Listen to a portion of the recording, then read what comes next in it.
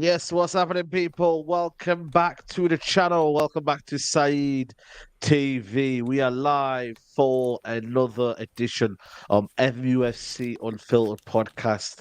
The podcast on a Sunday night where we talk all things Manchester United. And you might hear something wild, but that's why it's called the Unfiltered podcast, people, man. It's good to be back. We missed last week due to a lot of stuff happening and whatnot. But yeah, we're back this week. Flawless. What are you saying, bro? Everything all blessed? I'm blessed, man. I'm all good. Big up for having me as well. Always, it's good to see James on as well. Large up the chat. I did miss last week. It felt weird. It feels like a long time, even though we only missed one show. And it's good to have the Premier League back as well.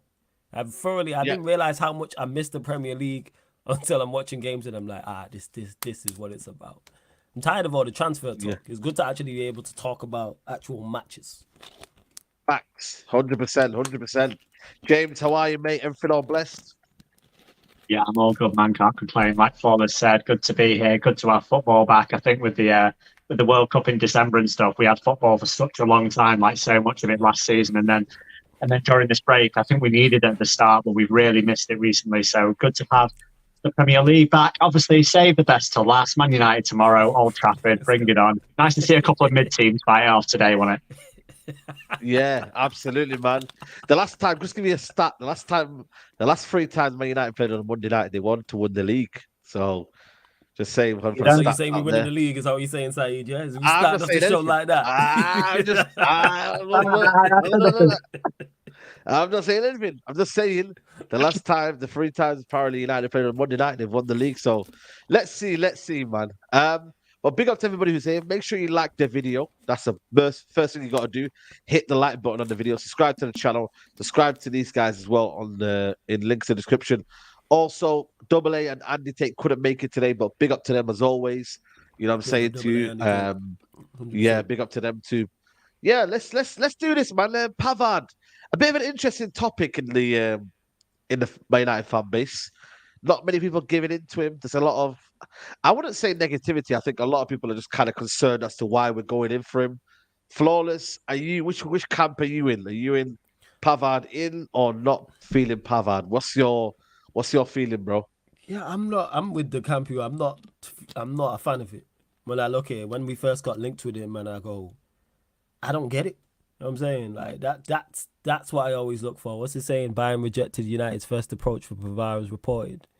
He wants to move on, Yeah. sign a new deal at Bayern, and yeah, I don't understand it.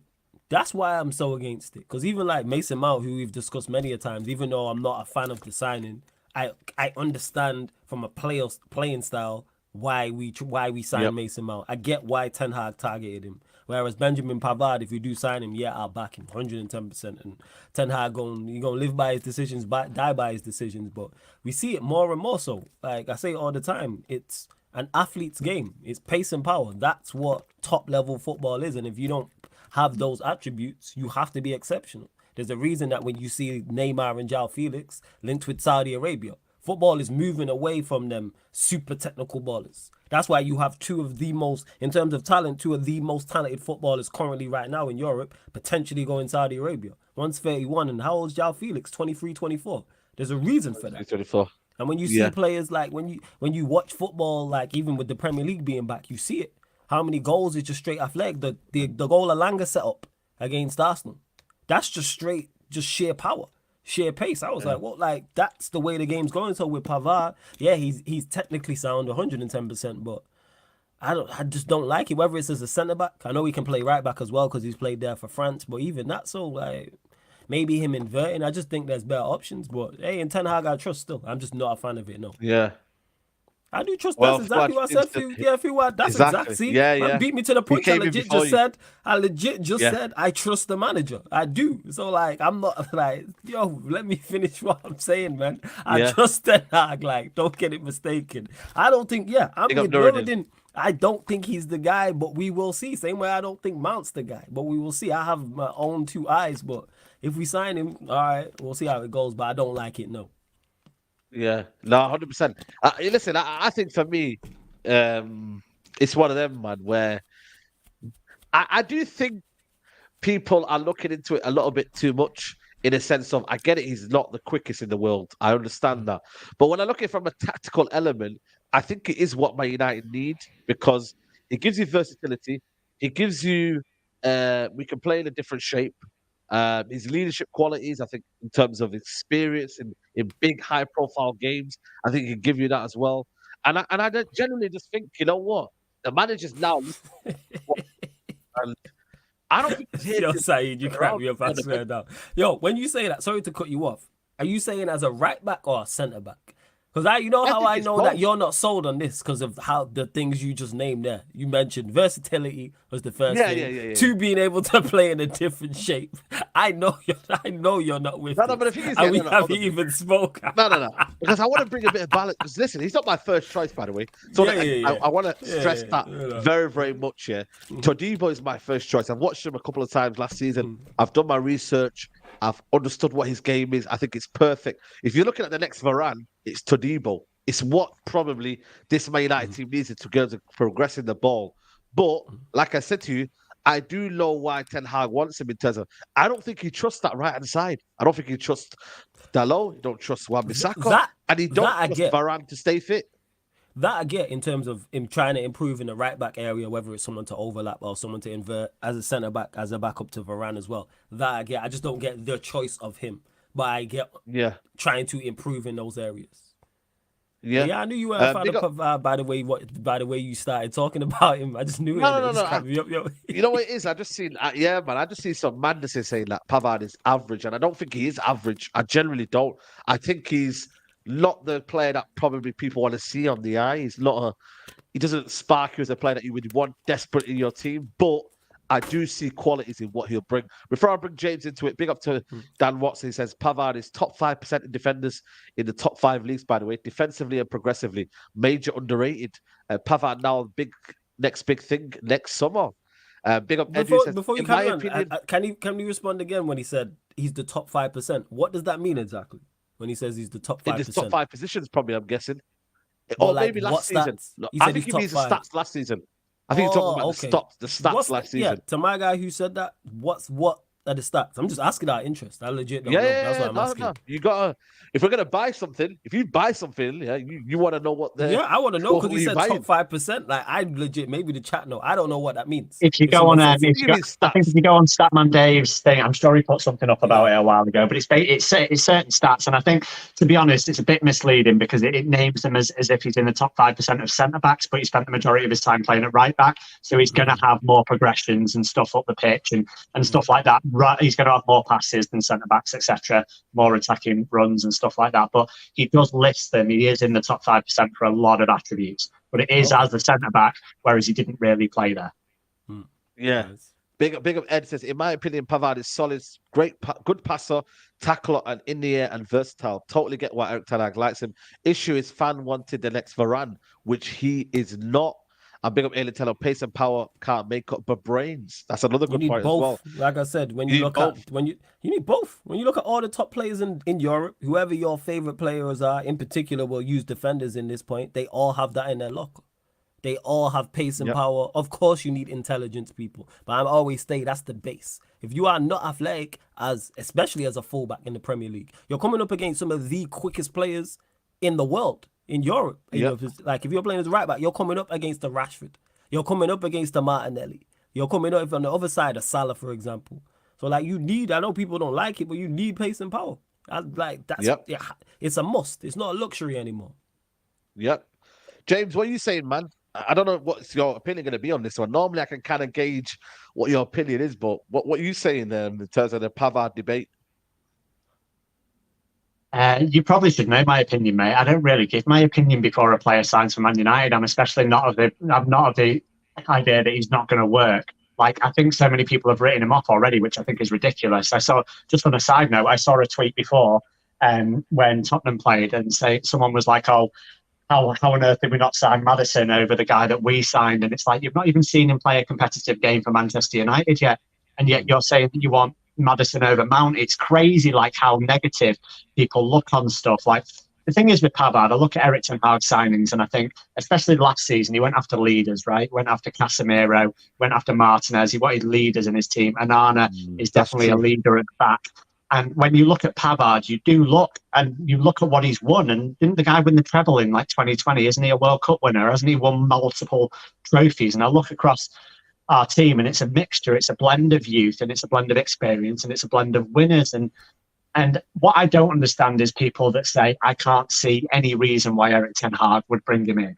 I disagree with that. I think he has attributes. He may not be the person that people want. Now, people apparently want Todibo. Fair play. But what I don't get about that is how many hours do people have in a day? How many Nice games did you watch last season? Honestly.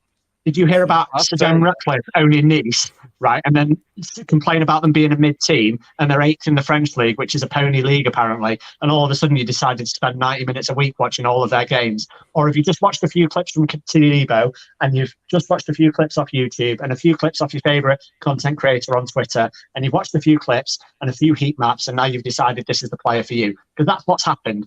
People see an opinion, they watch a video, they regurgitate it as their own opinion like it's fact. And it's not, because you've not watched the game yourself. So you've not watched 90 minutes consistently. Bayern Munich and Pavard is slightly different because people may have watched a little more of Pavard. But the argument I always come back at people, it's like, what? So you're watching 3 United games a week, probably a City game, a Tottenham game, an Arsenal game, a Chelsea game. You're watching 2 Nice games, 2 Bayern Munich games. Like, how many hours have you got in a week? You have a full-time job? Like, do you watch all these football games or do you just see clips? Because I can show you a clip of Harry Maguire against Arsenal in pre-season where he looked like prime Maldini, but he's not. Hey, so it's like you're watching clips, right? So it doesn't make sense. Now, like, the thing is, took it far. Now. Honestly, like, I can show you. I've got a 2-minute clip on my thing. I can show it you. I believe you, James. I'm just laughing at Saeed's reaction to you mentioning Maguire playing like Maldini. That was the funny. We need to sell him. Like Maldini, right? I think what you're saying is, I hear that, you know. I think, okay, not a lot of people have watched Todibo, but I think they're kind of happy with his principles of what they want in terms of fast, strong. I think it's a lot of people that fell in love with that idea, but it doesn't necessarily mean he'll be a good player, by the way. But if you extensively watch him, then I can get where you're coming from in that aspect. Pavard, I think for me, it's that right back area. Like, I don't think Ten Hag knows who his best right back is.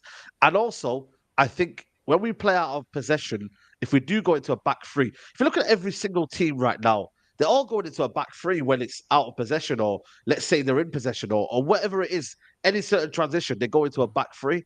And I think ultimately you then have an extra midfielder in that aspect. Who do you then get in that role there? Because at the end of the day, there's no point having a right back if they're not comfortable on the ball. So then play a back three. Pavard is comfortable on the ball, and he's a great ball carrier as well. So that's another thing that Pavard can give you. So I think that element there, he can play in the back three when it's a top team, let's say Man City away. You've got that experience in Pavard to do that. So I generally think I can see there's ideas in what he wants to do. And people are saying, oh, well, Bayern Munich wanted Kyle Walker. Well, Kyle Walker is one of the best right backs in the world. So, of course, you're going to then let go of Pavard. So, in that aspect, I don't get that as well. So, and then people are looking at the game the other night as well, Saeed, and it's like they're looking at the game, and obviously they lost 3-0. And, you know, apart from you blaming Kane, but like in general, they lost 3-0. They're blaming Pavard. And people are looking at it, right? And only a couple of weeks on here ago, like, people were saying that Alphonso Davies was the best left back in the world, and he got torn apart. Like, people can have off games. People can get torn apart in games. Like, we had Casemiro, we had Martinez, we had Rashford on the pitch when we lost 7-0 at Liverpool. Like, people can have bad games. If you don't watch 90 minutes of someone consistently, then you have a right to an opinion, obviously, but you don't have a right to state that opinion as fact, because it's not fact. You've just seen clips. Like, everyone is entitled to their opinion 100%, but don't state it like it's fact. Don't say Pavard's not good enough for Manchester United. How do you know? Sure. Yeah, how do you know? It's on being a fair assessment, because I'm with you on that. Because when you stated earlier in regards to people watching football outside of the Premier League, and it's like you're not watching Nice or you're not watching whoever week in, week out. Of course, the top clubs, you're more likely to watch a Bayern Munich. That's why I always ask for profile. And that's why I stated that when I was talking. Anytime it's a player in particular outside the Premier League, I'm not watching that much football outside of the Premier League, I always say, okay, who's he like? I say, forget skill. Don't tell me about skill. Tell me who he's like in regards to in the Premier League. So then we get an idea. And that's what it is with Pavard. I've been watching him, watching week in, week out. Seen him for Bayern Munich sometimes. Seen him play for France as well. I go, I just don't like the profile. But I think he's a good person to watch, though. Go on. You follow Aaron, right? Like, and Aaron obviously watches a lot of Bundesliga, and he actually came out in defense of Pavard, and he's like, "Listen, I've watched him every game for the last 4 years, and actually, these are the attributes I bring." And Aaron's a well-rounded person. I trust his opinion on football quite a lot. Yes. So when people ask me about Pavard, I can't give my opinion as fact, but I can say, listen, there's this guy that watches a lot of football. He watches a lot of it. He said he'd bring this to the team. Go like, that's what I believe. So I would take someone like that's opinion. Yeah, definitely. Yeah, because he's an exception to the rule in regards to he's watching stuff outside the Premier League on a consistent basis. Like, he's my go-to guy, in particular when it's somebody from the Bundesliga. He's definitely my go-to guy. And just but this is why I've seen you pop up. I'll be there next season. Yeah, man, you'll be there 100%. And a couple people who are like, oh, I've seen it. Like Saeed's put it up on the screen a few times. People are like, oh, well, City wanted Pavard. City also wanted Maguire. City also wanted Fred. What are we talking about? They could get it wrong. Koulibaly. Like, why all of a sudden? Why is it gospel like they don't get things wrong? They just signed Calvin Phillips. What are we talking about? Like, the list goes on. They had Claudio Bravo. They signed Alito. Like, they get things wrong too. Why are they the better? Oh, so they want him? No. Plus, he's going into a much better system anyway. He's going into a better system with better players around. It's not the same. It's really not. Yeah. Go on, fam. Big up to Mike. He says here, Pavard is a better ball player centre back than Varane and Lindo. That's why we are choosing him over Todibo. Ten Hag wants his defenders to be our main possession players. This is why I say the back three, yes. I wouldn't say he's a better centre-back than Varane, but not for me, because then he would be playing at centre-back in the national team, but he doesn't. He plays at right-back, and Varane was that before he retired. I don't know what it will be now, what his situation goes like, but I've never seen Pavard play centre-back for France consistently. You know, it's either Saliba, Konate. Obviously, Kimpembe was before. We'll see while his role transitions. Maybe he might do in the World Cup in 2024 next year. So we'll see. He ain't starting above the other two. If those two are fit, they got an array of centre backs that they can choose from. Yeah, there's so many, and there's probably more. But I don't believe though he's a backup option to anyone. I think for me, Ten Hag wants to create an idea that no one's invincible in this Man United team. Anybody can get it. Nobody has a right to be playing every single game. Like, so I look at Pavard, you're leaving Bayern Munich, who are saying to you, you're playing week in, week out, Champions League football, you're winning trophies, to then come in here at 27. We're not talking about a 31-year-old. We're not talking about a 30-year-old, 30 above. This guy's just turned 27. It's not, let's just relax. Sorry, it's Euros. Sorry, Euros. I got that one wrong. So we're not talking about nobody here. And this is what he wants, James, competition, isn't it? Because, like I said, that centre-back area is something that we want to improve on. The depth, the right-back area is something that we can improve on, can't we? It is, mate. Like you said, I don't think anyone, like the Man United fan base is pretty split on the right-back position, right? Like if you asked 100 people, I'm pretty sure you'd get a split somewhere between 70-30 and 50-50 about who they prefer to start. I know personally, I'm an Aaron Wan-Bissaka fan, but I know a lot of people don't rate him and prefer Dalot, and it's split, and it's okay to have your opinion on that. That's absolutely fine. So if you can bring someone in that is a starting right back and you rate us higher than those two at right back, then he's going to do that.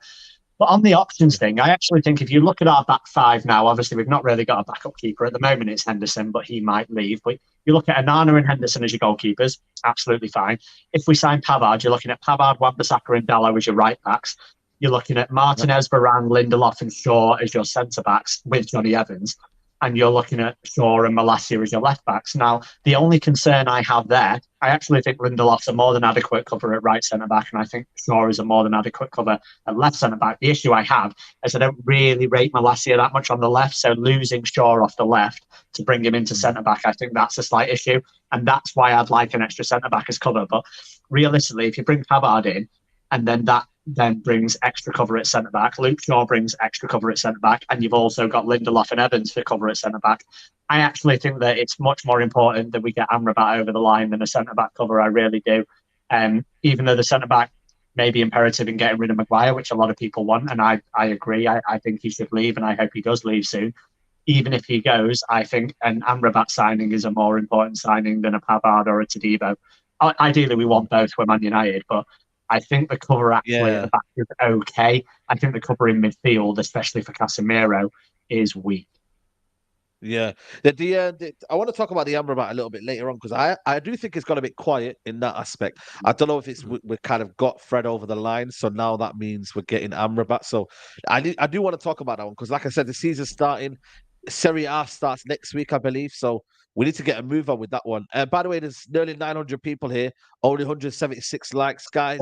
Let's get that up, man, people. Come on, man. Hey, Let's get that up bump up ASAP. the Like likes, check, man. like check.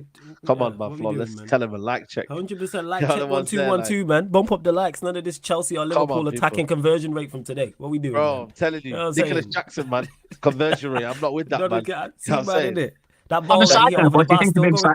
Like, what do you think of him? I thought he was pretty bright, to be fair. Yeah, all jokes Good, aside, good. yeah. I All think it's jokes bright, aside, yeah. but very raw though. Very Yeah, raw. yeah. But listen, he's a good player. I like him. I would have loved him at United, to be honest with you. That kind of profile. But we got our own man in Hoyland, so let's see what he's Yeah. about.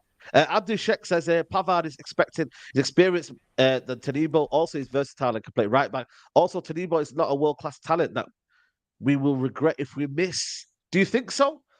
I don't know. Maybe you're He's got right. potential Because I to think be. He's got potential to be like a talent that we could miss, definitely.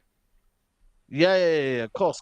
No. I agree. I think with Todibo though, he's one of them where he could be like Saliba. Let's be honest with you, Saliba. Yeah, obviously he came into Arsenal, went to Marseille. Marseille established himself over there. Came to Premier League and just lit it up. Like the Premier League and the French league are similar in terms of the aggressive kind of nature. I think he would thrive in the Premier League with that, and he's very comfortable on the ball as well. So I think for me, it could be possible. Big up to my guy Adam, the Big up professor. Adam, He says, man. Big up Adam. yeah, big up Adam, man. You get me? He says, not enough hours in a day to watch everything. James has a good point there. Either you have the time or you're most likely quite young because no bills in which you can, which case you fully can't trust a judgment. Right. Yeah, listen, I hear you. That's a bit That's bad deep. one there, Just but you can't not trust somebody's judgment because they ain't got bills to pay. That's bad for you. yeah. But now, listen, I think I the know. overriding point is don't get just gassed over comps. Don't get gassed over comps. 100%. Because you got to see them a bit more on that as well. Yeah, I mean, I think that is the case. But big up to Adam there, man. Big up to you, my Did you bro. did you see that tweet that Jack Fawcett put out, Saeed? It was absolutely hilarious. So he put out a heat map, right? And he put out a heat map, and he basically said, look at this amazing performance by Todibo, rate it." And the options were like 1 to 3, 5 to 7, 8 to 10, right? 80% of people rated it 8 out of 10. This heat map of Todibo, like 70 odd passes, blah blah blah. Anyway, so they all rated that. 24 hours later, he puts out a tweet, was like, haha, got you all. That was Maguire's performance against Atletico Bilbao that he got booed off for in the friendly. And so he put that out. And obviously it didn't show the contribution to the goal or whatever, but basically that's showing the point that people just see a name, they see a performance, they rate it. If you'd have said, oh, look at Maguire's heat map and that performance, they would have rated it like 3 out of 10. So like people get drawn in by this Twitter thing, and then they just literally, they're like, oh, that name's amazing, I'm going to say he's amazing. And it's like, that's not how football works. And also on the signings thing, right? Statistically, if you go back throughout history, a certain percentage of signings fail at the club. Like Manchester United is a big place to come and play football.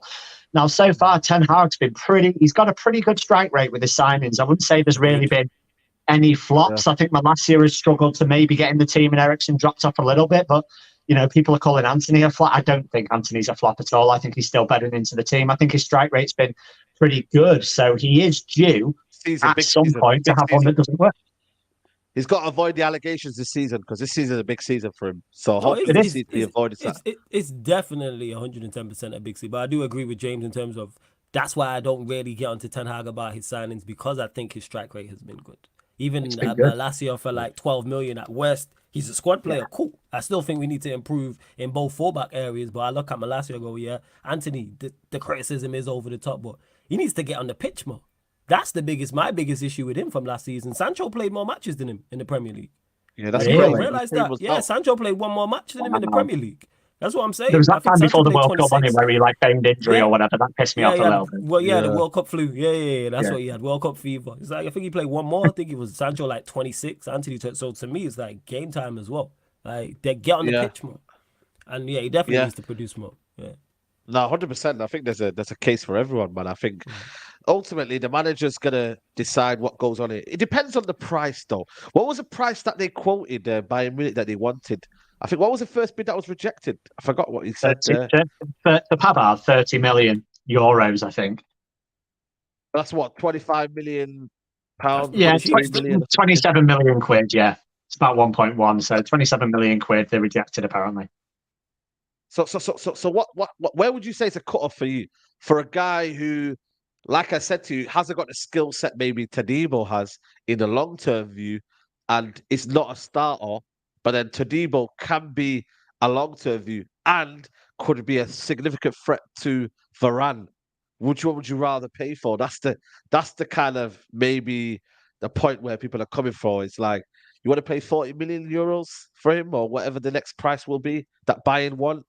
Because it depends on what Man City will looking to pay as well. Because now what I've realized in the market now, yeah, it's not what your price is, it's what everyone else's price was or everyone else's price is. Because now you're looking at the Lavia situation, you're looking at the Caicedo situation. Everyone's just judging the market on, well, he could give me 50 million, but you're only giving me 40 million. And then all of a sudden you're like, hold on a minute, but I asked you first. No, it's not about asking first. It's that guy over there has asked me for 50 million. Because that's what it is. People are now judging prices of what the other guy said and making up random numbers. So maybe buying and making random numbers up. And they say, you know what? Well, it's probably worth this amount, but we're going to put you for this amount because Man City we're touting this kind of price. So I don't think we're getting a fair deal for Pavard. I don't think he's not worth more than 30 million euros. I don't think he is, if I'm being really honest with you. So, but if we're selling Maguire if we're selling Maguire for 30 million, which is about 34 million euros, say, would you not be willing? Would you not have accepted that a swap in the squad of Maguire for Pavard was probably decent? So you'd probably take the Maguire money and pay for Pavard. So maybe you can go up to that. But Bayern Munich historically don't really spend lots of money on players. They get people for good deals. Now, you're going to mention Harry Kane, and that is the one exception to the rule where they spend an absolute fortune. And that, I think, is one of the reasons why they're going to play quite hardball with Pavard to try and get as much of that money back as possible, because they really don't go and have a huge net spend each season. You look at all the big players they sign whenever they get them from Dortmund or whatever, you usually look at the transfer and you're like, how the hell did they get him for that? Like Bayern always do it, and now they've splashed 105 million on Kane or whatever. They're probably going to ask for 30, 35, 40 for Pavard. And listen, if it gets up to that kind of fee, I would probably say look elsewhere, whether is it Saber or whatever the other guy's called, or Todibo as well. Look elsewhere. There are other centre-backs and right-backs available. There are other profiles available. So it depends what the price is. But listen, we don't pay it, as we always say. The club are going to pay it. We don't pay it, but we do argue about it. We do moan about it. That's a problem.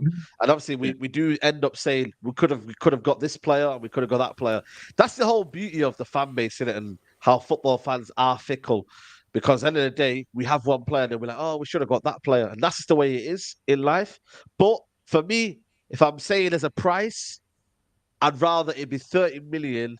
Let's say, because it'll be 25. So 35 million euros is my last price. Other than that, go get Todibo. Sorry. Todibo, for me, would be a better value for the price you're paying rather than get a player who's probably limited in what he's going to do, and he probably doesn't have a starting point in terms of the team. So that's where I kind of look at it for me. But I'm happy to have Pavard in my team for the right price. Do you reckon Sir Jim would sell Todibo? Well, hey, listen. Boy, don't know, man. Yeah, I mean, if he's coming to the football club, then he can stay where he is, and we'll get Pavard. You know what I mean? So that's what we're saying, man.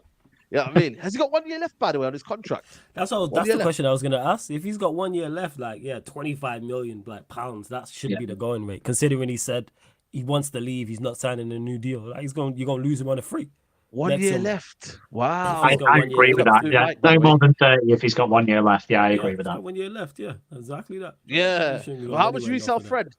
You know what I mean? It's only for what, pennies, man? 10 million. So it's like, yeah, man. 1 year left, mate. That's see you good later, money, man. Take it or leave it. What did we get for Fred? Was it 10 M's?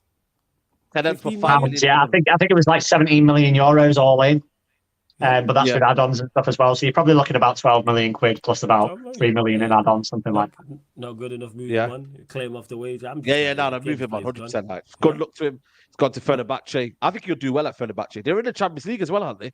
Are they winning the Champions League? Probably. Yeah, I'm guessing. So we might be playing Fred, people. So watch out, man. Respect him now, because later on he got dunk on us. You know what's there.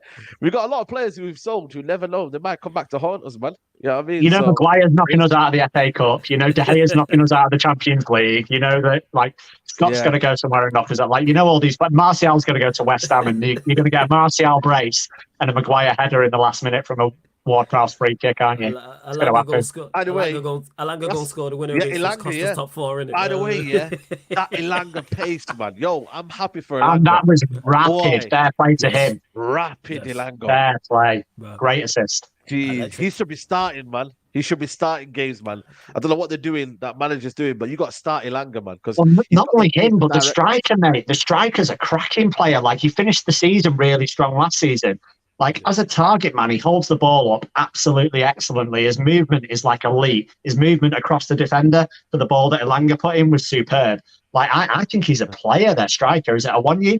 I think he's absolutely superb. Yeah, I really do. Yeah, 100%, man. Martial, we're going to talk about him now. Apparently, he's having talks about his future with Manchester United. Over 3 different clubs are interested in him. Boy, listen, I don't know what we do here, you know, because it's like we sell him, but then we don't have any backup, or we keep him, and we don't have any backup. Play. We have no backup regardless. Yeah. We have no backup anyway. People keep doing this with Martial. Or if we sell him, who do we have? We don't have anyone with him here. So we may as well move him on, get some money for him, get the wages off the books. Good luck to him, because I do like Martial as a talent, but he's just not. The injuries have killed him. He don't even look the same anymore. He don't even look the same player as he used to. So yeah, man, it's time. There's 3 clubs interested in him. All right, get a price for him, move him on, and go get back up to Hoyland. Bro, get a backup quickly, man, because we can do it. If we actually try, we can do it, man. You know what I'm saying? But it just depends on whether we wanna try or not, man. But I think with the Martial story, it's quite sad. It's the way it turns. It's ending similar way De Gea, just kind of almost it's ending. Like I don't know what it is with these Man United players, but it's ending quite quickly. You know, it's not like, you know, there's a little bit of a, you know, boom. It's like he has a manager, talks to the manager. You kind of have a nice little ending. It's just kind of like, you saying there's no Disney ending, there's no Hollywood ending, is what you're saying? Yeah. Because that's just kind of like football, man. That's what it is. There ain't no it's not a film. There ain't no. It's not. You know what I'm saying? It isn't no Disney story. It just shows you what this career is, though, isn't it? Like that's what it is. It's been no ending. It's unfortunate, like the way it's gone. But I just like how the club's moving. If someone would have said we potentially getting rid of all the players, I think the vast majority of us, I can only speak for myself, wanted to get rid of. Then cool. General consensus, the likes of Maguire and De Gea leaving, Martial, etc. Like, I'm all for it. Fred's gone. McTominay could be leaving. Goals were showing in the right direction. Lukaku's not going Spurs, man. I seen that sauce. Bro, I was going to say, it's a Bandulu sauce, man. It's a Bandulu sauce, man. He's not going Spurs. No, I think it's come from Alfredo Puello. It came from the Italian guy, didn't it? Is it? Yeah. It came from the guy that broke the news about. Slipped him some euros, man, to print that story. He's not going Spurs. I refuse to believe that Ange Postecoglou was like, bring me Lukaku. Yeah. That being said, though, Arteta did say bring me Havertz, so, you know, stranger things have happened. Yeah, exactly. You don't know, man. You don't know, especially the way Richarlison was today. He ain't scoring more than 10 goals, man. This guy's ass, man. I said more than 10, he might not get 5. He might not get 5, bro. I'm telling you, man. This guy cannot strike to save his dinner, man. Like, he's just awful, man. But, you know what I mean? It's one of them where, I don't know, with Martial, he's not been part of pre-season, James. He's not been really talked about by the manager in that aspect. You know, it's one of them where, is there any value on him? Would you want any value from him? What do you want from him in terms of like just price tag, anything like that? Or I find it really hard to put a price tag on Martial, to be honest, because I genuinely don't think there'll be any suitors, because you're buying a player on ridiculous wages that literally is never available. So it's really tough. Like when people were talking about Maguire, they mentioned 190k a week. Well, now we're talking about Martial. You're going to have to talk about 250k a week. And whether he wants to give those wages up. And listen, that's £1 million a month for a guy that doesn't really play. Was any of us surprised when he got injured again and missed. Like, he was training a month before the pre-season game started, and then all of a sudden he's missing the games. He got injured during Erik ten Hag's rallying speech at the end of next season. Last season he pulled a hamstring. Like, I can see a situation where a similar thing that's happened with Donny happens, where he gets linked to a club and then the club realise, actually, I don't really want to take that risk, and they pull out and we end up keeping him. Because I was surprised when someone went in for Donny, to be honest, for the same reason. I genuinely don't think he offers a lot to our team, and Martial definitely doesn't in terms of the availability thing. It's a big problem, because when he signed, listen, the hype train was real. It was 50 million. It was Ballon d'Or clause. It was, winner against Liverpool in front of the Stretford end. It was massive hype. And in terms of talent, it was the next Thierry Henry, wasn't it? Left wing, cut inside, that goal, bend it in, far corner. It was like classic Henry. It was absolutely classic. But you just go and you're like, well, in 8 seasons, he's probably had a good season and a half, 2 seasons, maybe 2.5 if you really, really push it. And 2.5 out of 7 or 8 isn't really good enough, especially since he's not having a good one at the moment. So, listen, a value for Martial, I don't want to offend people, but I'd take next to nothing, mate. I really would. Just to get £1 million a month off the books, I'd take 10 mil. Isn't it? Yeah. Yeah, it's the wages. Like, if someone came and offered me 10 mil, I'd take it, mate. And that may seem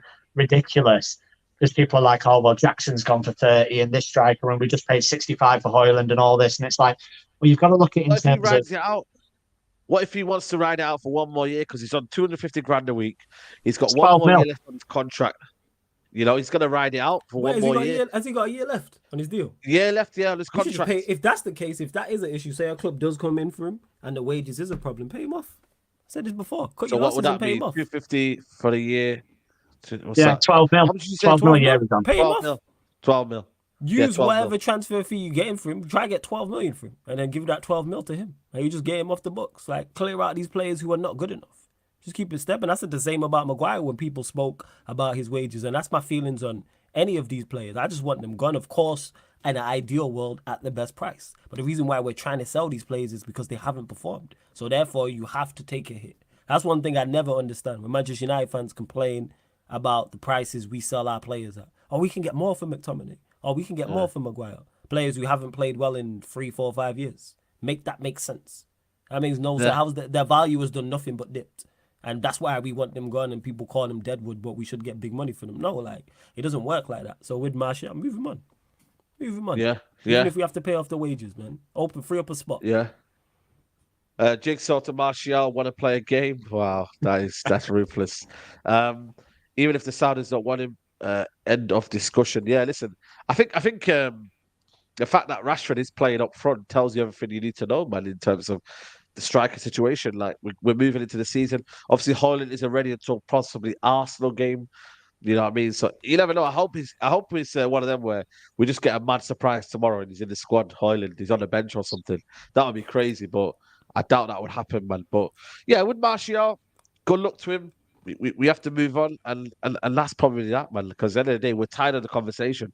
I think now with what Ten Hag has done, is slowly just taking out the conversations that have happened before in terms of the Deadwood, Maguire, McTominay, possibly Fred, De Gea, all these kind of maybe situations where the fan base are just not happy about, and it's just kind of like old furniture. You know, when you have old furniture, you just need to get rid of it, don't you? That's all it is. You just have to get rid of it, move on, and buy new furniture. That's what he's doing. Get yourself down to IKEA, go nuts, and just like shop and get something. Spend the season building it, flat pack. Get rid of all the old stuff, chuck it in the skip, and just go have a trip to IKEA and buy everything new, and hope that new is always better. That is legit. Yeah, absolutely.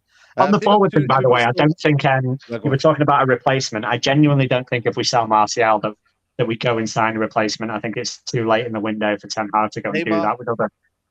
No, Neymar's off the target. I think someone. I think Adam put out a tweet basically saying, "Oh, who's the replacement if Martial goes?" And I kind of replied to it with, and I don't really want to get into it here, but I replied to it with, "We all know who the replacement would be with the statement that's going to come out in the next couple of days." And I don't want that to happen, but I'm pretty sure that. Today, you know.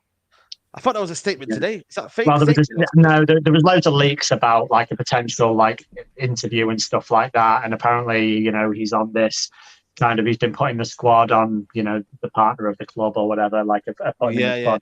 But listen, the announcement's going to come out. I think it'll come out after the Wolves game, but the announcement will come out, and he'll be reinstated back into the squad. And I think you'll see a situation where Rashford is the number one striker until Højlund becomes fit. Then Højlund will be the number one striker with Rashford as potential backup, and then number 11 as the third backup. I think you'll see that.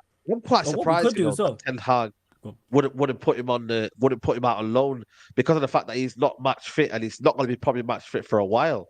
Like this guy's not played football in about 18 months. Yeah, I think it's been like 2 years, so yeah, he won't be anywhere near up to speed. He'll be miles off it. Miles off it. He will. What I could see us doing is doing what we did in January in terms of not Weghorst, but that a loan signing. I could see us doing that. Yeah. I could see us potentially if someone is available and Ten Hag saying, all right, go and get me the same way we got Sabitzer and Weghorst on loan, going to get, if we do sell Martial, I'll go and get a striker on loan, which I'm all for. Go get him, innit? Like, people, crap on Weghorst and that, but initially, like, he did his thing. I'm saying he helped us win a trophy at the end of the day. He contributed. Was he good enough in the end? He showed the level he was at. No, but I'm saying initially, go get someone on loan if that's the case. Yeah, absolutely. Absolutely, man. Listen, it's one of them situations where we've got to move on and get a good player in, man. 1,000 people in here. Make sure you guys are liking the video on the channel. Let's get the 500 likes ASAP, people. Adam comes in with a question saying, do you guys believe Enzo would be appreciated if he played for us? Or would he not be strong quick enough, not scoring enough? I love Enzo, man. Enzo was absolutely quality today, man. But we were after him. Ragnick was after him, and obviously the Glazers and whatnot, they didn't feel like it was worth giving him the money in that time because he wasn't the manager as per se. So we were actually after him, but we seeked otherwise. So yeah, we'd appreciate Enzo you guys if he played for us. Enzo?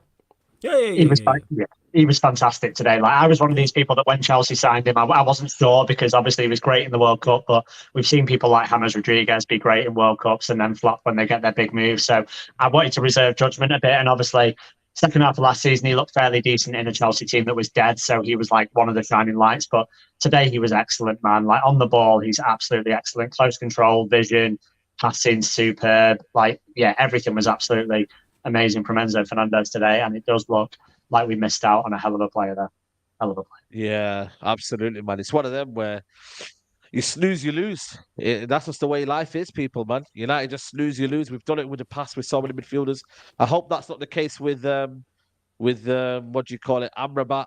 Listen, do you guys think, Flawless, that this Amrabat deal is wrapped up? Like, a lot of people have this feeling that it is wrapped up and he only wants Man United. Where are you? Because we've not heard anything yet as such. I wouldn't go as far to say as it's wrapped up.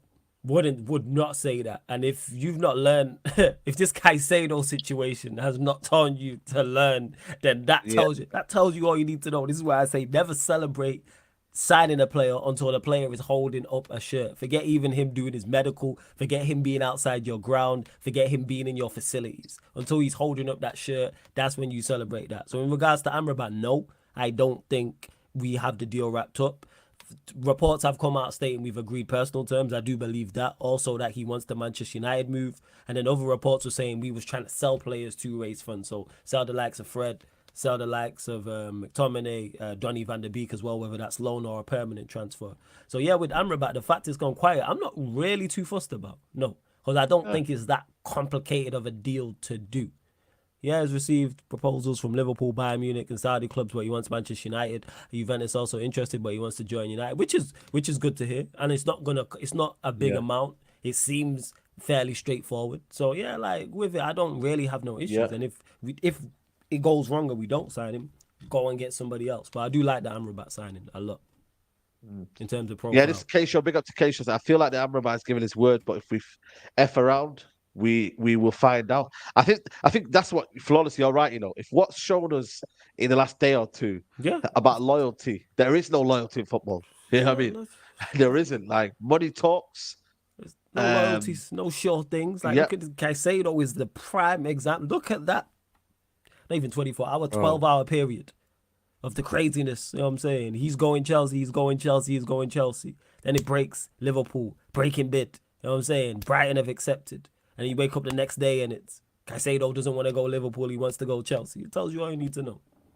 Mad. Yeah. Crazy. 100%. No, you're spot on, man. I think it's ridiculous what's happening with Caicedo. Listen, you know, Liverpool's game today highlighted a lot of things in terms of what they need in midfield. They haven't done that yet, and I think obviously that brings a lot of question marks in terms of what they can go and get, what is available.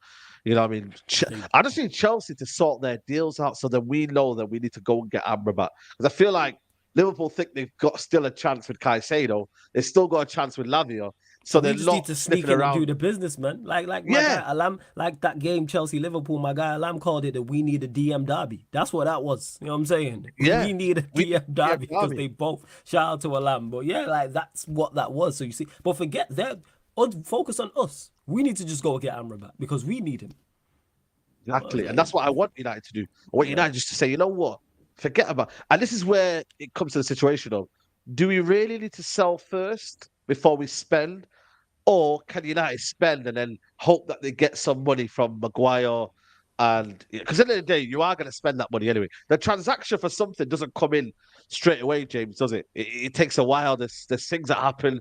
You know what I mean? So it's not as if Man United are going to get that Maguire money straight away. So then you're not going to send that money to Fiorentina straight away because they are not asked about if it comes into the pocket right now or not. Because if they know that they're getting some money, it will help massively for their football club in that aspect. So why not just go and get Amrabat right now then? What's the hold up? I don't know, mate. I genuinely don't know the ins and outs of how the FFP thing works around Manchester United. You'd have to speak to the accountant at Manchester United to figure out how that works. I genuinely don't know. I would assume that Man United are probably a little bit worried about balancing books. They spent a fair bit last summer. Yes, we've recruited about 50 million euros this summer, but we've also spent about 160 million euros. If you add in Amrabat and add in a couple of others, then we're probably going to spend over 200 million euros again. So that's net 150 spent. But then if we recuperate some from Maguire and McTominay, then you're looking more realistically at like a net 70, 80 million euros spend. And I think the news all along was United had about 100 million, 120 million to spend, something like that. And they'd have to raise the rest from sales. So, listen, I don't know. I've always thought all along that we had to get rid of two of the three, of Donny, Scott and Fred, to bring in Amrabat. Yeah. I think that was kind of reported early on. We've got rid of Fred. Now, it seems that the McTominay move to West Ham is kind of hinging on the Paqueta deal to City. I think that Moyes will go in for McTominay if Paqueta goes to City. If he doesn't, then maybe that McTominay deal is off, and then you're looking at maybe a Newcastle or someone else or an Everton or someone like that coming in. Otherwise, he stays. And to be honest, I know the reason I want McTominay to go is for the money, right? That's why I want McTominay to go, because I think 35, 40 million, I think you have to take that because we can use that to bring in other players. However, if you can't get rid of Donny and you can't get Amrabat in, then you kind of have to keep him as a squad player for this season and then try and shift him next season, because you can't act like we have enough, especially with Kobe injured. We don't have enough cover in midfield as it is. So whether you rate him as a player or don't rate him, and I know the majority of people don't rate him, he did a job in terms of being a squad player last season. And listen, I've said this over and over again, I get slated for it, but the win percentage with Casemiro and the win percentage with McTominay was exactly the same last season. And that's not saying that they're comparable as players, and that's not saying that one is as good as the other, but it is saying that when needed to stand in, the results didn't change that much, which means there was bigger holes in the team than that, basically. So if he is needed for the next season and we can't get the 40 million for him, then I'm fine with that. But in an ideal world, West Ham come back in with a bid. We accept it. We then use that money to go and get Amrabat. We sell Maguire. We then use that money to go and get Todibo or Pavard, and all is happy. But I just don't see us selling Maguire and McTominay and Donny. And I think that's a big ask for a club like Manchester United to do this late in the window. This is why I don't want to get too gassed, you know what I mean? Because it's like, McTominay one's a difficult one, because I don't think they'll get him now that James Ward-Prowse has now left. You know what I mean? And how much did they sign James Ward-Prowse for? How much? 30. Oh, so they still got the extra. They still got the rest of that Rice money. Oh yeah, they got loads. And some, like, who's the other midfielder they had? Paqueta. No, but they've got. Well, I know they've got that, but didn't they sell? Is it Schumacher? Alvarez. They sold Schumacher for 25, and they signed Alvarez for 35 or something. So they've still got money. There we go, man. Yeah. Come give us that the McTominay money, the Amrabat money for McTominay. Go on, West Ham, man. Run this back, Moisey. Come on, do what needs to be done. You know what I mean? Listen, I think it's one of them where it depends as well on Paqueta as well, if he goes or stays as well, because that one, De Bruyne is now injured, so they need a attacking midfielder as per such. So who do they go and get? It's probably going to be Paqueta. So there's a lot of kind of like I call it the domino effect. This transfer window, it's so mad how one player means that one player is going to leave, and then that player means that player is going to come to our club, and etc. etc. But again, it needs McTominay to kind of put that foot in the door and be like, yo, I want to leave, I want to get some opportunities. Or is he comfortable playing for Man United still and just being a bit part player? What does he want in his career? Because he's got Champions League football now. He probably sees himself as a player that can come in here and there and give something. I don't know. Maybe some players feel like they want to be part of that and know their role, or they want to be the main man at a different club. Who knows? You know what I mean? You only have to fair play to Ilanga for doing that and stepping up and say, you know what, I don't want to waste my career anymore. So I think. Well, McTominay once he's been at the club since he was like 5 or whatever, but like realistically, he's only on like 60 or 70 grand a week. So I genuinely think you can get pretty good money from West Ham. I think David Moyes really likes him. I think he's second top scorer in the Euros on 5 goals behind Højlund on 6. I think he's got 200 caps for Man United. I think he's a Scottish international. He can play centre back, centre mid, and striker. Like, I think he's good for their squad, and I think you should be able to sell him. But whether that deal goes through, like I said, I think injured on Paqueta, but the De Bruyne injury is probably going to speed that up, because Guardiola didn't seem too confident speaking about that. He seemed to kind of relay that it was kind of similar to the Champions League final, and that left him out for about a couple of months. So I think we could see quite a long absence for De Bruyne, and if we do, then you are going to see City move for a midfield there. But again, the price is quoted. You're talking 100 million euros. I mean, they did 70 million pounds, and David Moyes came out and said they are nowhere near our valuation. 70 million pounds for a West Ham midfielder after they've just raised 130 million on another 2 is nowhere near the valuation. The market's gone mad. Yeah, that's crazy. Yeah. But we need to clip up what James just said about McTominay there. That was brilliant, man. That was brilliant. When he was listening. Sales since 101. Yeah, sales. A1. A1. We need to clip that up and send that out to the Premier League managers. Send that to West Ham. Yeah, brilliant. Got your player right here. James is giving you a good package. You know what it is, though? I feel like for me, though, it's one of them where I'm like, in a catch-22. The market is probably thinking that McTominay is worth 40 million. But you then have to be relaxed and say, listen, it's a player that we don't really play. It's a player that we want to move on so we can get better players. You have to have a medium in terms of what you feel versus what you think is right for the football club. Like, you can't just say, oh, because he's worth 40 million, we need that. When in reality, you need to go and get a player right now if we're going to end up, getting more players. Because ideally, if you ask me, I still want 2 midfielders, because I still think this midfield is so short, man. Like, even one is not enough. Definitely. It's short in terms of quantity and quality. I agree with that. And quality as well. Yeah. It's a long season. You see the injuries that are going on right now in the world now. Have you seen it? It's quite, I don't know what it is, man. And also, the amount of minutes that they're playing on right now, like 11 minutes. Have you seen the drop-off here? I don't know if you guys have seen it. I've been watching a lot of the Premier League lately. The second halves have been very, very boring. You know why that is? Because there's 11 minutes added on in the first half.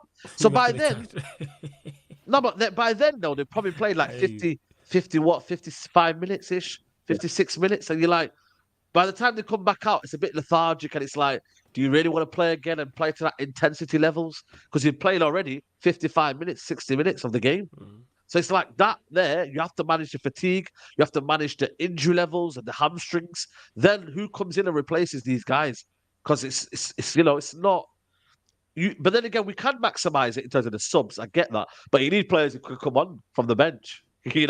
I'm sorry, but you need players who could come off the bench, not just ordinary players. I hear you. You know what I mean? Definitely light in that area. I agreed. Like I said, we need 2 midfielders, and this is before we even sold anyone because of the quality. But now that you're actually selling midfielders as well, it's also a quantity issue as well. We got Casemiro in there. He's the only defense. You can throw Scott McTominay in there. They're the only 2 defensively minded midfielders in there. I mean, we know McTominay is not good enough. That's why we've seen the best of him last season, because he was a squad player, and I don't know how many games he started, but he had that good patch of form at the start of the season, and then You had the City game, and then from then on, his form, he just reverted back to the McTominay we know. So we definitely need improvements in that. And I think also going the other way, I don't think Mount and Bruno's enough, personally, on paper. Yeah. I think they need assistance.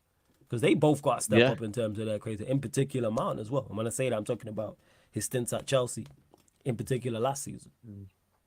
Yeah, yeah, you're spot on, man. You're spot on. I see a lot of televised games averaging 6 minutes, and non-televised is 2. Interesting. I've not really noticed about that. But then I don't know if you've seen the video of Gary Neville and Carragher with Howard Webb, and he was explaining why they're doing it. And there was a good point. He's saying when players are on the floor, they tend to take a while, but when they go off the bench and they're coming back, they run onto the pitch. But it just depends on whether players are being cynical. Then they have to realize, right, hold on a minute, I need to stop messing around and, not do what I'm doing normally at the same time. It's like, I'll tell you what, though, fair play to the FA. Like, I will give the FA credit for some things because they are trying to make changes and they are implementing it. So the first game of the season, City against Burnley, someone kicked the ball away, straight yellow card. They're like, no time wasting, you kick the ball away, straight yellow card. Today, 2 people in that Liverpool-Chelsea game, 2 Liverpool players, asked for a booking. They asked for a booking for the opposition, and the opposition didn't get booked, and the players that asked got booked. That's why McAllister got booked. Yeah, that's why McAllister got booked when Gallagher fouled him, because it was a foul, but McAllister went like this, and then the referee went, right, yellow card. So watching a lot of United and knowing how people like Anthony, but more specifically Bruno Fernandes, I know it's something that people like him. Some people like him for because he fights for decisions. Some people dislike him because they think it's petulant. He's going to have to watch that because I guarantee this season he gets at least 1 yellow card, probably tomorrow night, for asking for a yellow card. In fact, I put money on it. I guarantee tomorrow night Bruno gets a yellow for asking for a yellow. Fact. I could see that happening. It wouldn't. No, you're right. You're right. They're stamping down on it. They are proper clamping down on it. Yeah, everyone's getting yellows now. Everyone's getting yellows. So maybe Bruno might have to watch his back, man, because he might miss more games than he might, play games. You know what I mean? So I think ultimately it depends on whether, like I said, the clubs can find a way. Ten Hag can find a way. I don't think Ten Hag would be naive to think, you know what, we don't need extra midfielders. We don't need extra bodies in that area. Up front, in terms of the wings, we're quite good. Fullbacks area, we're quite decent. Centre-backs area, we're just about okay. But in terms of that midfield area, we're going to have to see what Casemiro's like this year. I still think, for me, personally, he can still keep up the levels. But you've got to manage him as well, man. You can't just play him for the whole season and then not, let him have no some doubt about him. time. No, yeah, he's top quality. Like Casemiro's Casemiro. That's just typical people United hate. If he was doing this for anyone else, you wouldn't hear this backlash against him. But because it's for us, all of a sudden Casemiro's not. Casemiro is still a top quality central midfielder. Look at the impact he had on us last season. We're talking now about our midfield being better. And you see that. And even when he dropped off and wasn't at his best, he's that good that even his drop off is better than most. Like, to Casemiro, I don't have no issues with him whatsoever. Yeah, 100%, man. I think one thing that people miss, kind of not necessarily not understanding, but kind of placing less value on than they should, is the fact that this is Erik Ten Hag's second season, and I think that he's going to have learned a lot about the Premier League and learned a lot about clubs. And if you look at pre-season, unless I'm wrong, the only real Premier League team that we played was Arsenal. And to be honest, we played them off the pitch when Kobe was there. Like, we've learned a lot about our opposition. And I think that Ten Hag isn't going to make the same naive mistakes that he made sometimes last year, particularly away at Brentford, for example, away at Anfield. I think he's learned a lot about his players. I think he's learned a lot about opposition, and he's probably learned a lot about who he can trust, who he can't trust, ways he's going to have to play, ways he's going to have to adapt. And we all appreciate that Erik Ten Hag is a very good, if not fantastic, manager. And I think to not appreciate that there's definitely going to be a difference between second season and first season in a league that was new to him, I think is pretty naive if you think there's not going to be a difference. So that's something that I think is underrated by a lot of people. I think you need to look at the fact that this is Ten Hag's second season, and there should be a notable improvement in how he deals with opposition. As Amy says, Saka has party in his pocket already showing. Saka has what? Yeah, Zayn, he's had a Party mare in there, his mate. pocket. Zayn, he's had a mare. Yeah, you've had a mare there. I don't know. Zayn's been caught out now. Are you an Arsenal fan? You've had a mare. Are you trying to say Casemiro? Is that how much you're rattled by Casemiro? You know what I mean? That you've actually put party in there. That's crazy, Zayn. Party, the best DM in the league, was playing right back the other day. Can you believe it? Best DM in the league. Best Uncomfortable DM in the league, mate. conversations. Uncomfortable conversations. There's too much shisha, man. Zane me acid, man. Too much shisha there, man. Taron G says, Arsenal fan here, but I can listen to you three all day. Big up everybody who's still here, man. There's over 1,000 people still here on a Sunday night at 10 p.m. That's what you guys showing dedication, and I appreciate you guys tuning in. Big up Saeed for the work ethic, by the way. How many streams do you do this weekend, Saeed? Matches? 3, 4, Bro, 5? I don't know, man. I was 5 hours streaming today, 5 hours and a half. So work ethic, man, unmatched. Hit that like one. 412, that's worth another 88 likes. So make it 500 for Saeed stream basically every game. When I was saying before that people don't watch every game of football, this guy up there, where is he? Up there. He does. But, he does. There you go, man. There you go. His opinion's still safe, but at least he watches. Yeah, exactly, man. Well, you know what? Just to kind of like touch on the other midfielders. There's been a mention of Onana from Everton. Anybody rate him? Love that. I've said that profile. Okay. I beforehand, because what was it on? Shout my guy Taz who mentioned it, because I didn't even know. We was running. What was we on? We was on a stream. No, we was on a stream. Yeah, we was on a stream. And he said, "Oh, have you heard about us being linked to another midfielder?" I was like, "Who?" He's like, "Yo, the guy you've been talking about, Onana." I was like, "Really?" It's like, "Yeah," because it completely missed me. I've been saying it for the longest. Again, when I talk about he's 6'5", athletic, pace and power, technically decent, wouldn't cost a lot. Why would you not go and try and sign him? He's not gonna.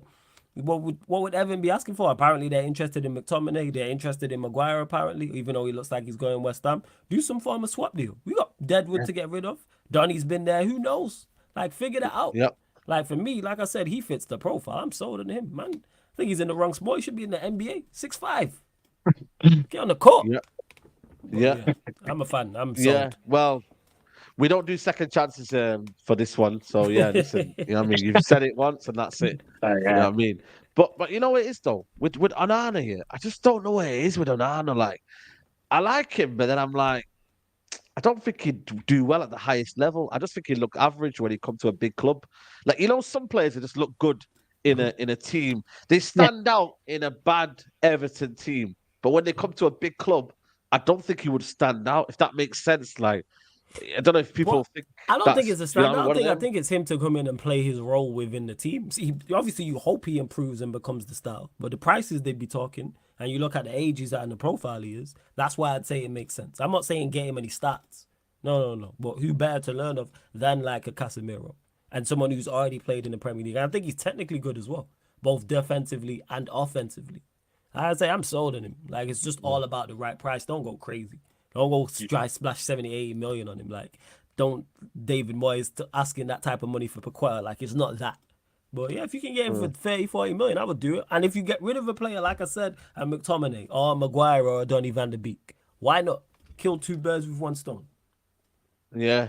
It's a weird one because Go on, Saeed. No, just saying Ibrahim Sangare, I'm still, not for me. Not for me. I signed him on FIFA. You know what I'm saying? That's how I knew him. I signed him on FIFA. That's all I know about him. I'm saying I found him on FIFA. That's how I know.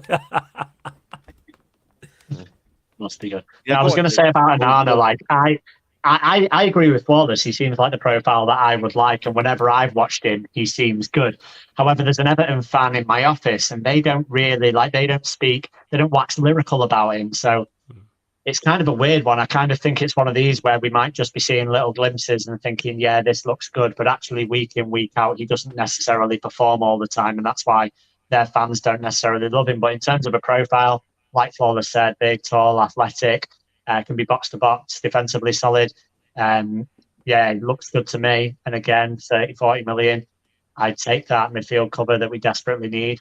No brainer for me, but I think you're probably better off speaking to like Everton fans who have seen a lot of him and see what they think of him, because I've not watched him enough. I've seen him obviously in games against us and like highlights on Match of the Day, but like I said before, that's not really enough to judge a player to say whether they definitely improve us or not, or the United quality. I don't really know. Yeah. Listen, people, get your comments in. Who would you like, man? Anyone that you would like? And Saeed, but I think he fits the style as well. Like in terms of what Ten Hag likes. Like I think that's something I'm adding in. If we was going a more possession-based, technical ballers, that type of route, I'd be more against it. But when you look at Ten Hag, exactly, he's going the opposite. Like when you look at all the players we're linked with, whether you rate them or not, all runners. all off the ball attributes, high energy, high. He fits that. Like I said, if we were playing tiki taka, I wouldn't be like, yeah, go get me Onana. But since we're going that way, go the whole way. Go get the NBA player. That's just my thoughts on it, though. He wants us to be like 2020 Liverpool, right? He wants us to be like dynamic, top Liverpool, pace, power, like Onana is your Wijnaldum, just go and run, basically. Go be your athlete. That's what he wants. Like, he wants us to play. Like, we don't want to play like this City team, all technical and stuff. He wants the best transition team in the game. He says he wants pace, power, athleticism. It's apparent in him signing a 6'3" striker that's faster than Marcus Rashford. Marcus Rashford's obviously... Quick? Yeah, his top speed's quicker than Rashford, yeah. Jesus, that's a yeah. I knew he was that's quick, an athlete. Wow. That's a proper athlete. Wow. So like that is the way that we're going, right? So I think that he probably would fit the mold that Ten Hag is trying to build at United. Yeah, I mean, Adam, big up to Adam, man. He say Lavia come to us. Listen, that would be beautiful. Imagine that, yeah. Liverpool think they got Lavia, and United just come and hijack Liverpool to go and get Lavia. That would be sensational. I'd love Amrabat, and then Chelsea to take Chelsea can take Lavia and Caicedo, and then Liverpool just shit themselves and carry on playing McAllister in the 6 like they did today. Yeah, go for it. Yeah, 100%, man. I do that all day long, man, and go with that kind of flow, man. I think that's gonna be the idea, man. But whatever, like I said, whatever the manager brings, we'll back it. You know, I mean, it doesn't necessarily mean that you might agree with it, but you know what? We're gonna see what the manager can bring us, man. And like I said, tomorrow the season does start, man. I'm excited, man. Like big season ahead, man. You know what I mean? Flawless, what are you saying, man? This season, like, what's your expectations? How you feeling going into Monday night kickoff?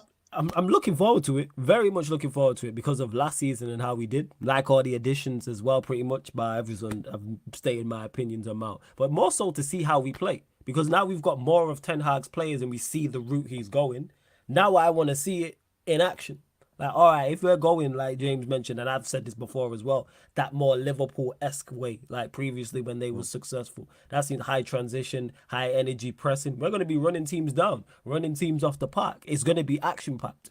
It should be effective. And obviously looking forward to seeing the new signings. How does Højlund do when he gets it? How does Mount do? How does Onana do? He improved pretty much everybody last season as well. Sancho in the false 9 as well. That's something new that we haven't seen before. Kobbie Mainoo, once he's back, does he get a run in as well? Diallo is still here because I believe he is injured, but interested to see how he's injured. He's injured, yeah. We get improvements from last season in terms of Anthony, in terms of Malacia. Don't worry about us defensively because I think defensively we were fine last season and that was the platform we had built from. So yeah, in regards to the season, again, target the domestic cups. You know what I'm saying? Definitely target the domestic cups because we reached both cup finals. Obviously, won one, lost one. Do that again. Champions League, get out of the group stages, and then you hope you win it and get a favourable draw in the knockout tie, and then see where you land in terms of favourable draw. Because I don't think we win the Champions League, but I want this group of players and the manager to get used to being in the last stages of the Champions League again. That's where we should be at. 1, winning trophies again, back-to-back, year in, year out. That's where we should be. And 2, being in the last stages of the Champions League. And if you get a favourable draw, you can end up in the final. We've seen that with Inter Milan. What was it? Porto, Benfica, AC Milan. Give us a run like that. Give us a, and I think we could make a final if we got that. And it's at Wembley. In terms of the league, I think we'll finish. I already said I think we'll finish 3rd. Hopefully we can push on, no. And hope. Do I think we win the league and we're good enough to challenge? No. But I hope I'm wrong on that. But yeah, just looking for overall improvements from the team in terms of performances, individuals, and James mentioned it about it being Ten Hag's 2nd season. I'm looking for him to be much more savvy away from home. That away record has to improve. I think we had the 5th or 6th best away record overall last season. Not good enough. The home form was fine. We only lost 1 match, which was the opening day. 2nd best in the league, only a point behind City in terms of just home form. Away form. I'm not even saying go and win at all these places. Like, you don't have to go to Etihad and Anfield, and performance has to be better. And go get results, even if you go get draws. That's not a bad result, is to go get draws there. But we can't go and get battered. He's got to be smarter than that. So yeah, I'm looking forward to the season. Yeah. Now, I think for me, you know, a lot of people want to put United in that title race, you know, situation, James, but I don't think we're there yet. You know, we might get giddy. You know, we might, you know, maybe December comes around and we get a bit giddy and we think we're back in the lab. But right now, I'm not in the lab. I've been kicked out of the lab. And we'll see it. I just think why have you been kicked out of the lab? Sorry to cut you off. Why have you been kicked out of the lab? What happened? Yeah, he experiments too much. Man. So Yeah, much I was in there too much, experimentation. guys. Yeah, too much. I was mixing it up. I was mixing that chemical to this chemical, and bro, listen, he ended up disaster, mate. Disaster. So we're out the lab, and like I said, he said until further notice. That notice has not been given to me yet, so we're just staying out of the way. And yeah, James, are you in the lab? Are you cooking something there, or? I'll tell you when it's time to jump in the lab, mate. Like, don't worry about it. Like, we'll mix up a little something come Christmas time if we're around then. Listen, like this season, I think Paul has summed it up pretty well. To be honest, I tend to agree. I think third, a cup run would be another good season for Erik ten Hag. Like, yes, you want to close the gap, but you've also got to be realistic that City, especially, and Arsenal are two good teams, probably further along in their process than Manchester United are under Ten Hag. Arsenal, in particular, have had a good transfer window, or what I would consider a good transfer window. I think they've improved, so I think their points tally, in theory, if they deal with the pressure well, should go up. I think Man City will continue to do business until the end of the transfer window, and they will look to improve. Although I'm not sure they will, because losing Gundogan and maybe De Bruyne to injury is going to hurt them a little bit. But with regards to Manchester United, I think we've plugged the major three holes. I've said it before. The major three holes we had last season were people were complaining about De Gea, people were complaining about Eriksen coming back from his injury and how lethargic he was, and people were complaining about Weghorst. And we've improved in all those three areas. And if we can improve in more and get centre back cover and midfield cover, then we've done a really good job in the transfer window. We've shifted some deadwood and we've improved in the areas we needed to. And yeah, this season we got Old Trafford tomorrow. We got Wolves under the lights at Old Trafford on a Monday. Can't wait. And on the Champions League thing, it's going to be great to have Champions League football back at Old Trafford Tuesday, Wednesday nights, and then Saturday games rather than Thursday, Sunday. Liverpool, you're welcome. You can go play wherever you want. You can go play in Kazakhstan and Tajikistan and Albania and wherever you want. Like, enjoy your flights to there, because that's where you're going to play. But with regards to us, Champions League, if Erik ten Hag wants to play transition football, then I'm all for it, and it could work well in the Champions League. And if you look, the only game I've been to this season was the one at Old Trafford, which is the Lens game. And first half reminded me of early last season, where we were very slow on the ball. Second half reminded me basically of how I think Erik ten Hag wants to play this season. He shoved a rocket up their arse basically at half time, and we went and we won the ball high up, and we scored 2 goals from it basically straight away. And that is how I see us playing for the season. So I think we're going to have a very good season. And I would love, us to compete. If we do, we'll get in the lab, we'll mix a little something, we'll spread a little dust on some chemicals, and we'll see where we are. You never know. Yep. Oh, here we go. Breaking news, Chelsea. Here we go. We have Caicedo. Moises Caicedo. There you go. Here we go, people. Him and Enzo, by the way. Wow. Him and Enzo is going to be wow. It's a shame for them that they're missing Nkunku, because I had them 4th in my prediction, and everyone was like, how have you got Chelsea 4th and Liverpool 6th? I'm like, Chelsea have addressed their issues and Liverpool have not addressed their issues. And Chelsea look like the miles better team today, by the way. And if they get Caicedo, which they have, they're a team, mate. That Jackson looks good as well. They will score goals. Wow, Liverpool in the mud, man. In the mud. I'm all here for it, Saeed.